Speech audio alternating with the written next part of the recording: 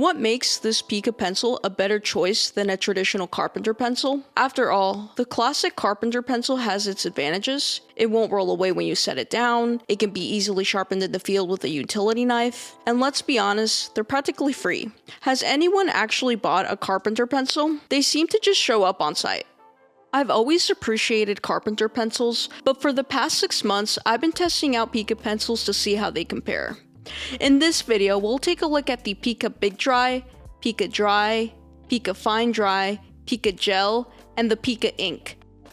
The way Pica pencils attach and function makes them a unique and convenient option. These inner clips allow the holster to stay in place when you pull the pencil out, making for a smooth, one-handed operation. The cap isn't just for docking, it also protects the lead from breaking. With traditional carpenter pencils, I would put one in my pocket and often found the tip broken when I would pull it out later. Once or twice isn't a big deal, but during layout work, I've had to resharpen constantly. Not having to carry a utility knife just to sharpen my pencil is a huge plus, especially since I already have enough tools weighing me down. Any way to lighten the load is a win in my book. Let's take a look at the different lead options Pica offers. Pica provides multi-use lead, carpenter lead, water jet lead, and a summer lead. Most of these lead types also come in a variety of colors, giving you options for different applications. One downside is that Pica doesn't offer refills for their gel pencils, which is disappointing, especially since I think that's one of their most unique products. More on that later. Let's look at pricing.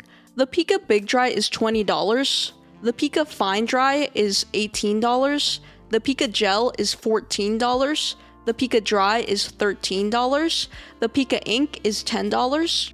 They also offer 3 options that I do not have here today, which are the Pica Pocket, which comes in at $14, the Pica V-Stop marker for $14, and the Pica Big Ink for $12. Even though I own a lot of these pencils, I don't carry them all with me. At work, I primarily use the Pica Dry and the Pica Gel. These are the 2 I think most people should consider. The Pica Dry functions like a standard carpenter pencil, but with significant improvements. The cap and built-in sharpener are game changers, and I've developed muscle memory for putting it back in place. With a regular carpenter pencil, I'd often shove it into a random pocket or just leave it around me and lose it.